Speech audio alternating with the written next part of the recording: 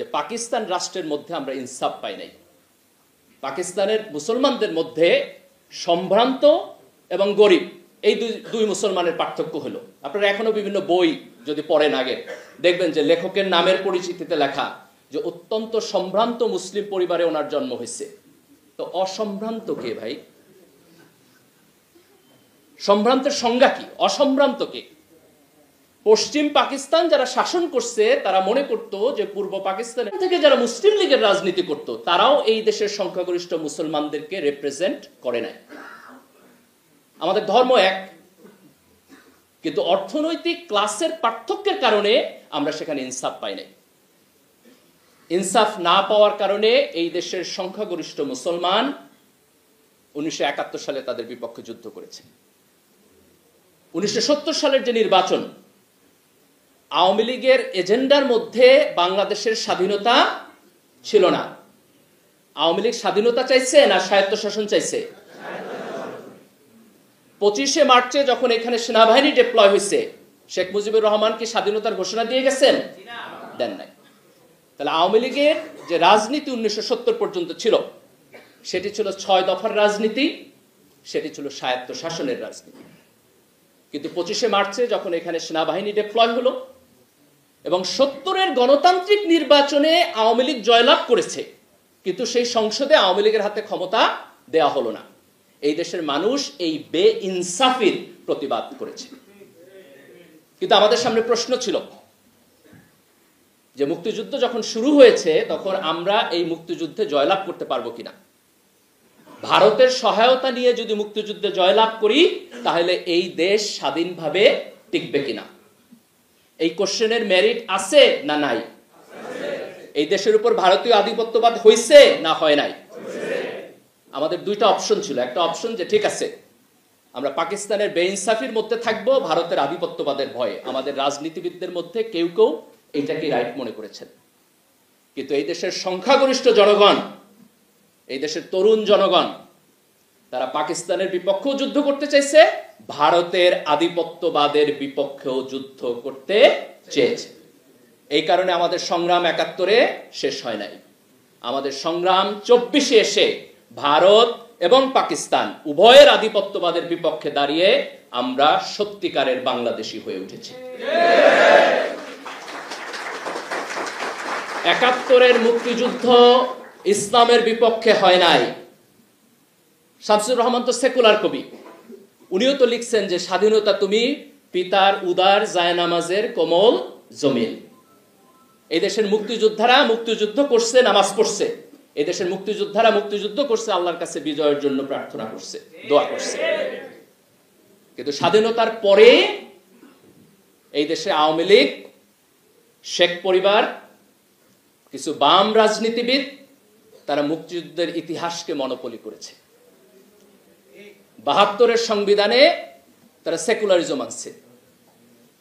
70-এর নির্বাচনে আওয়ামী লীগের যে 6 দফা কর্মসূচি, আওয়ামী লীগের যে নির্বাচনী ইশতেহার, আওয়ামী লীগের যে নির্বাচনী প্রচারণা, তার কোথাও সেকুলারিজম শব্দ আপনি 1000 বার খুঁজলেও পাবেন না।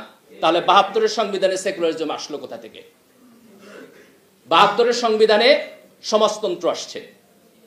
আওয়ামী লীগ কিছু কিছু জায়গায় সমাজতন্ত্র বলছে, কিন্তু সেটা বলছে সামাজিক ন্যায় বিচার অর্থে, অর্থনৈতিক ন্যায় বিচার অর্থে।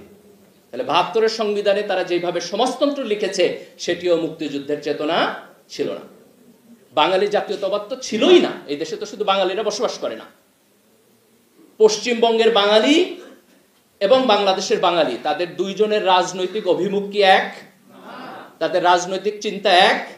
তাহলে বাঙালি জাতীয়তাবাদ আমার আদর্শ কিভাবে হয়? তাহলে ধর্মনিরপেক্ষতা আমার আদর্শ না, সমাজতন্ত্র আমার আদর্শ না, বাঙালি জাতীয়তাবাদ আমার আদর্শ না, কিন্তু আমার সংবিধানে তার সবকিছুই আসছে। তাহলে আওয়ামী লীগ সর্বপ্রথম 72-এর সংবিধানের মধ্য দিয়ে এই মনোপলি করেছে। তারপরে 75-এ তারা গণতন্ত্র থেকে সরাসরি চলে গেল এক দল, এক দেশ, এক নেতা বাকশালে। দেখেন এটা কত বড় আইরনি। 1970 সালের নির্বাচনে, গণতান্ত্রিক নির্বাচনে আওয়ামী লীগ জিতল। সেই নির্বাচনের ফলাফল পশ্চিম পাকিস্তান মানল না বলে আমরা মুক্তিযুদ্ধ করলাম।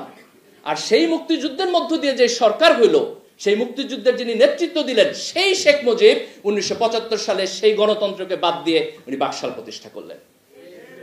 এটা আমাদের জাতিগত শেম, এটা আমাদের জাতিগত শেম 1975 সালে যেটি হয়েছে।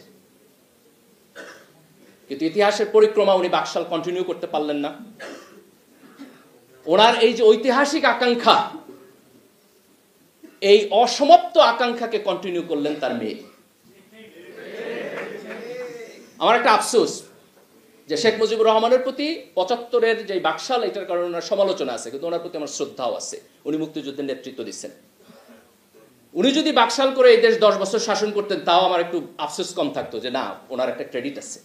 কিন্তু ওনার মেয়ে এসে এই দেশে 15 বছর ফ্যাসিবাদ কেন করে? ওনার তো কোনো কন্ট্রিবিউশন নেই। মুক্তিযুদ্ধের সময় শেখ হাসিনা কই ছিলেন? ওনার তো কন্ট্রিবিউশন নাই। কিন্তু উনি এই দেশে 15 বছরের ফ্যাসিবাদী শাসন করলেন। এবং আওয়ামী লীগের এই ফ্যাসিবাদী শাসনের পিছনে সবচেয়ে বড় যে জিনিসটা ওনারা ব্যবহার করলেন, সেটি হলো মুক্তিযুদ্ধের চেতনা ইন্ডাস্ট্রি। 1971 সালের মুক্তিযুদ্ধ হয়েছে 70-এর নির্বাচনের গণতন্ত্র না মানার কারণে। তাহলে গণতন্ত্রের চাইতে মুক্তিযুদ্ধের বড় কোনো চেতনা আছে? তাহলে হাসিনা যে 3টা ইলেকশন চুরি করলেন, এটা কেমন করে মুক্তিযুদ্ধের চেতনা হয়? আপনি 1970 সালে নির্বাচনে শেখ মুজিবের বক্তব্য পড়েন। ওনার বক্তব্যের 75% হলো যে পূর্ব পাকিস্তানে কেন অর্থনৈতিক বৈষম্যের শিকার হইতেছে, কেন পশ্চিম পাকিস্তান এখানে ইনসাফ করতেছে না। আর গত 16 বছরে শেখ হাসিনা হাজার হাজার কোটি টাকা এই দেশ থেকে চুরি করছে। এই চুরি করার নাম কিভাবে মুক্তিযুদ্ধের চেতনা হয়? যদি দেশের টাকা চুরি করে বিদেশে পাঠানো মুক্তিযুদ্ধের চেতনা হয়, যদি গণতান্ত্রিক নির্বাচনকে করাপ্ট করে একটি একনায়কতান্ত্রিক সরকার ব্যবস্থা ডেভেলপ করা হচ্ছে মুক্তিযুদ্ধের চেতনা হয়, তাহলে সেই মুক্তিযুদ্ধের চেতনার আমার প্রয়োজন নেই। আমরা 24-এর এই বিপ্লবের মধ্য দিয়ে এই দেশের তরুণ প্রজন্ম যেটি অর্জন করেছে, সেটি হলো যে ফ্যাসিবাদ এই দেশে টিকবে না। আমাদের গর্ব করা উচিত। আপনি আজকে মিডল ইস্টে তাকায় দেখেন, এক একটা দেশে 50 বছরের একনায়ক চলতেছে। কিন্তু আমাদের দেশে শেখ হাসিনা একটা লম্বা সময় থাকছে, কিন্তু 15 বছর পরে আমরা তাদেরকে বিদায় করেছি। তারা থাকতে পারে নাই। আমরা গণতান্ত্রিক সরকার ব্যবস্থায় প্রত্যাবর্তন করেছি এবং ইনশাআল্লাহ এই গণতন্ত্রকে আমরা সামনের দিকে এগিয়ে নিয়ে যাব। শেখ হাসিনার যে মুক্তিযুদ্ধ ইন্ডাস্ট্রি, এর সাথে এই দেশের যে আপামর জনসাধারণ মুক্তিযুদ্ধ করছে তার কোনো সম্পর্ক নাই। মুক্তিযুদ্ধের যে সত্যিকারের চেতনা, তার কোনো সম্পর্ক নাই। মুক্তিযুদ্ধের চেতনা হলো আপনি সৎ থাকবেন। মুক্তিযুদ্ধের চেতনা হলো আপনি গণতন্ত্র মানবেন। মুক্তিযুদ্ধের চেতনা হলো আপনি সরকারে যাবেন, কিন্তু ভোটে যদি হারেন ভদ্রলোকের মতো ক্ষমতা ছেড়ে দিবেন। মুক্তিযুদ্ধের চেতনা হলো আপনি আপনার সন্তানকে যখন বিশ্ববিদ্যালয়ে পাঠাবেন, সেখানে নোংরা ছাত্র রাজনীতি থাকবে না, সিট পলিটিক্স থাকবে না, একজনকে আপনি শারীরিকভাবে নির্যাতন করতে পারবেন না, একজন ছাত্রকে আপনি বুলিং করতে পারবেন না। মুক্তিযুদ্ধের চেতনা হলো আমার সন্তান এই রকম এডুকেশন সিস্টেম পাবে যেন সে বিশ্বের গ্লোবাল মার্কেটে গিয়ে কম্পিটিশন করতে পারে। 24-এর বিপ্লবের যে চেতনা, সেটি মূলত মুক্তিযুদ্ধকে আওয়ামী লীগের যে দলীয়করণ এবং চেতনা ইন্ডাস্ট্রি, তার থেকে মুক্তি দিয়ে এই দেশের জনসাধারণের কাছে ফিরিয়ে দিয়ে গেছে। 24 এবং 71-এর মধ্যে কোনো কনফ্লিক্ট নাই। যারা 24-এর চেতনার সাথে 71-এর কনফ্লিক্ট অনুভব করেন, তারা মূলত অগণতান্ত্রিক শক্তি, তারা ফ্যাসিবাদী শক্তি, তারা মুক্তিযুদ্ধের চেতনা বিক্রি করতে চায় এবং এই দেশে তাদের মুক্তিযুদ্ধের চেতনার $1 মিলিয়ন ইন্ডাস্ট্রি আছে। এই ইন্ডাস্ট্রির প্রফিটে টান পড়ছে বলে তারা আজকে 24-এর চেতনার প্রতিবাদ করে। কিন্তু এই দেশের আপামর জনসাধারণ যারা 1947 সালে ভারতের সাথে যাইতে চায় নাই, 1971 সালে যারা পাকিস্তানের সাথে থাকতে চায় নাই, এবং 2024 সালে যারা একটা ফ্যাসিবাদী সিস্টেমের মধ্যে থাকতে চায় নাই, এই সকল নাই। আমরা একটি সুস্থ, সুন্দর, গণতান্ত্রিক, মানবিক এবং ইনসাফপূর্ণ সমাজ এখানে চাই।